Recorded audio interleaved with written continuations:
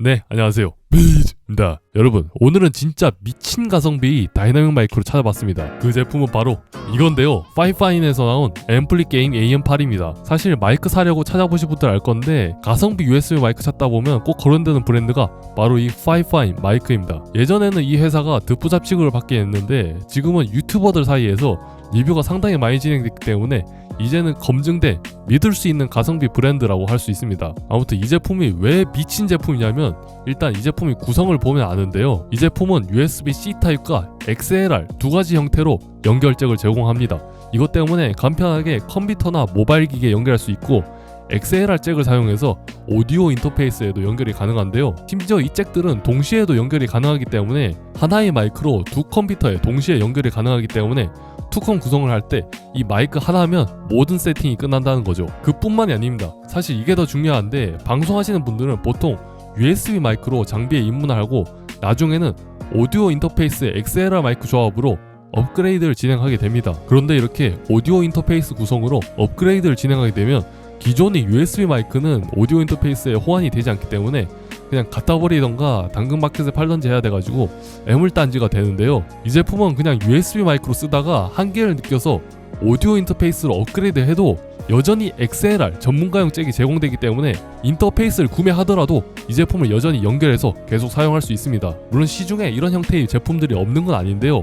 가격을 보시면 이거랑 비슷한 컨셉의 제품이 40만원 정도 합니다. 그런데 이 제품의 가격은 단돈 65달러다. 4분의 1도 안 되는 미친 가격 경쟁력을 가지고 있습니다. 그리고 지금 음질 들어보시면 이거 누가 봐서 65달러짜리 마이크 음질이라고 생각을 할까요? 지금 소리를 들어보시면 다이나믹 마이크인데도 전혀 먹먹한 느낌이 없을 겁니다. 심지어 소음 억제력도 엄청난 수준이라 제가 지금 기계식 키보드를 치고 있는데 거의 들리지가 않죠. 그래서 파이파인에서 출시된 앰플리 게임 AM8 이 제품에 대해서 더 자세하게 알아보도록 하겠습니다.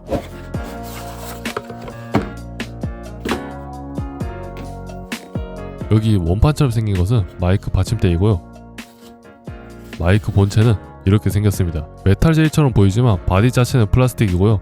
연결부만 메탈 재질로 되어 있습니다. 이거는 동봉된 C타입 케이블인데요. 길이는 2m 정도 됩니다.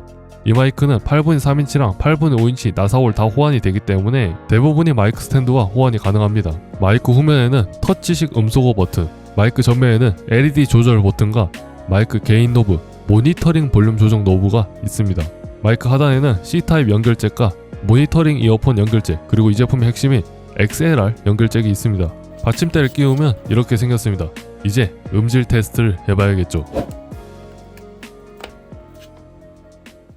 네, 저는 기본 제공되는 스탠드를 사용해서 앰플리 게임 AM8을 녹음하고 있습니다. 여러분 헷갈리시면 안 되는 게 이 제품은 다이나믹 마이크지 콘덴서 마이크가 아니기 때문에 여기 앞쪽으로 소리가 수음이 되기 때문에 여기 보이는 이쪽 면이 여러분이 입을 마주보고 있어야 됩니다. 그리고 다이나믹 마이크다 보니까 한 가지 특징이 진동이 굉장히 강합니다. 지금 제가 키보드를 한번 쳐보면 만약에 이게 다이나믹 마이크가 아니라 콘덴서 마이크였으면 아마 지진 났을 겁니다. 다이나믹 마이크라서 진동에 좀 강하다고 보시면 되겠고 그런 부분 때문에 쇼크 마운트 같은 게 필요 없습니다. 근데 기본 스탠드 자체가 높이도 높지 않고 다이나믹 마이크라서 입이랑 거의 딱 붙여서 써야 되기 때문에 기본 스탠드로 쓰기에는 굉장히 많이 불편할 겁니다. 저도 지금 마이크랑 15cm 거리 유지하면서 녹음하고 있는데 제가 상체가 좀 길다 보니까 거의 등을 구부려가지고 녹음을 하고 있어요. 아무튼 그건 그렇고 여기 위쪽에 보이는 버튼을 사용해서 LED 조명을 자유자재로 바꿀 수 있습니다. 기본적으로는 레인보우로 설정되어 있고 꿍 들어오고 있으면 LED가 꺼집니다. 그리고 이 제품 뒷면을 보시면요, 음속을 위한 버튼이 있는데 이거는 USB로 연결했을 때만 작동합니다. 그리고 이 앞에 스펀지를 제거해 보시면 이런 식으로 스펀지가 상당히 두껍다는 걸 알 수 있는데 푸푸파파. 네, 지금 스펀지를 제거하자마자 파열음이 크게 들어가죠. 거의 대부분의 파열음을 이 스펀지가 걸러줍니다. 그렇기 때문에 팝필터는 굳이 필요하지 않다고 보시면 되겠습니다. 일단 지금 마이크 포지션이 너무 불편해가지고 기본 스탠드 말고 사제 스탠드로 좀 바꿔 끼우도록 하겠습니다. 네, 지금은 사제 스탠드로 교체한 상태인데요. 이제야 허리를 펴고 말을 하는 것 같습니다.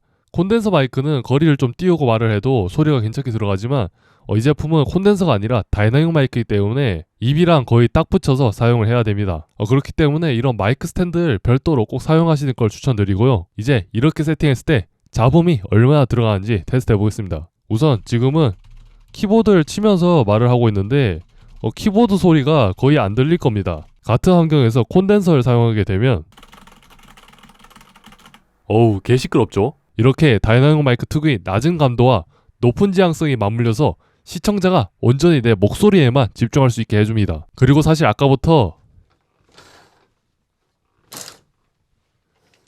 창문 다 열고 녹음하고 있는데 딱히 이상한 거 못 느끼셨죠? 이렇게 키보드 소리나 외부 잡음을 대부분 차단해주기 때문에 게임 스트리밍이나 디스코드용으로 쓰게 해도 상당히 좋을 겁니다. 그리고 잠깐 지향성을 테스트해보면 지금 제가 조금만 옆으로 틀어졌는데 지금 보면 레벨 미터가 한 15dB 깎였어요. 여기서 조금 더 옆으로 가게 되면 소리가 거의 안 들어가게 됩니다. 네, 다시 마이크 정면으로 오니까 소리가 확 커지죠. 지향성이 굉장히 강하다고 할 수 있겠죠. 테스트는 여기서 끝내고 이제는 XLR 잭을 사용해서 이 제품을 오디오 인터페이스에 연결해 보도록 하겠습니다. 네, 지금은 XLR 케이블을 사용해서 오디오 인터페이스에 앰플리 게임 AM8을 연결한 상태입니다. 지금 불이 깜빡거리는 거 보이시죠?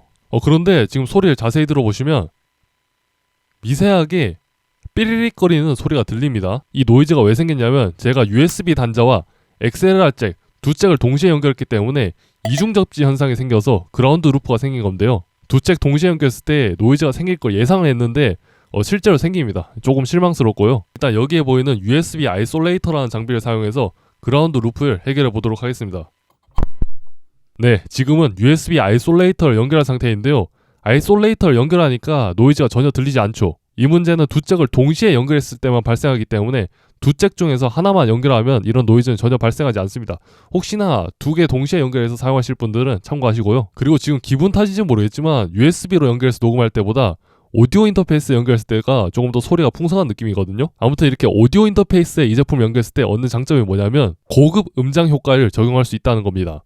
지금 DAW 작곡 프로그램을 켰는데 여기서 마이크에 몇 가지 효과를 걸어보도록 하겠습니다. 지금 보시는 것처럼 DAW에서 이펙터를 걸고 오디오 인터페이스 드라이브에서 라우팅을 시키면요. 지금 여러분한테도 제가 적용한 이펙터가 들릴 겁니다. 그래서 이펙터를 지금 껐다가 켜보면 네, 소리가 상당히 이쁘게 나오죠. 이렇게 오디오 인터페이스를 사용해서 효과를 걸어주면 OBS뿐만 아니라 디스코드나 게임 보이스 등 마이크를 사용하는 모든 프로그램에 적용이 됩니다.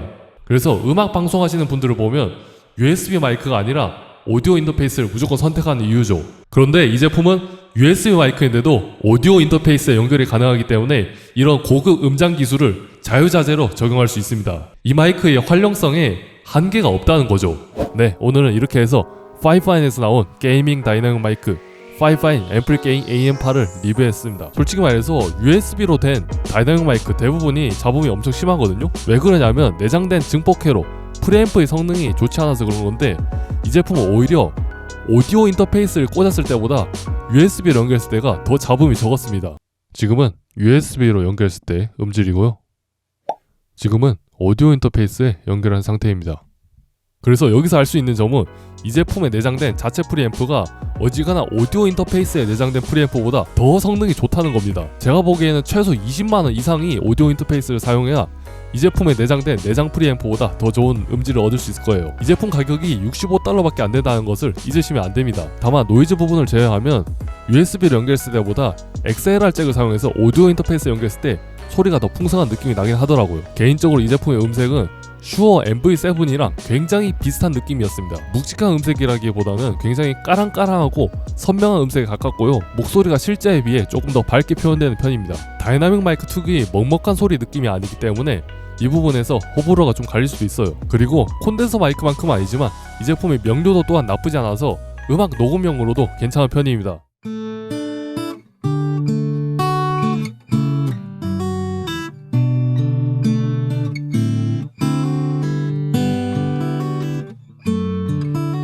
단돈 $65로 이 정도 퀄리티의 제품을 구매할 수 있다는 게 상당히 충격적입니다. 물론 이 제품에는 장점만 있는 건 아니죠. 단점도 분명히 있습니다. 일단 이 제품은 콘덴서가 아니라 다이나믹 마이크이기 때문에 버추얼 방송 하시는 분들은 이 제품을 제대로 사용하기 힘듭니다.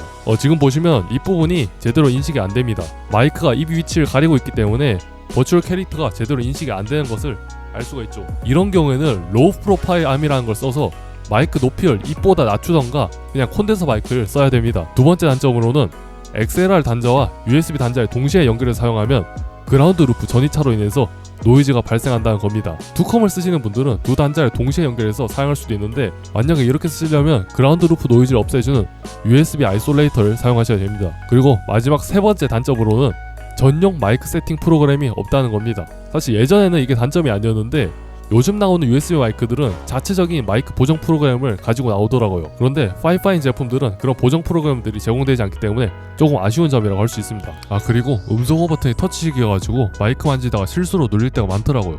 이것도 단점입니다. 물론 이 제품 가격을 생각하면 그냥 억지로 쥐어짜는 단점에 가깝긴 합니다. 제가 보기에는 이 제품은 한 20만원 받아야 된다 생각하는데 $65에 판매되고 있으니까요. 제품은 여기 링크에서 구입할 수 있는데 현재는 알리익스프레스에서만 판매가 되고 있습니다. 아직 국내에 정식 수입된 게 아니라서 만약에 수입이 된다면 가격이 좀 더 오를 겁니다. 네, 그러면 영상 시청해주셔서 감사하고 다음에는 더 재미있는 제품으로 찾아뵙도록 하겠습니다.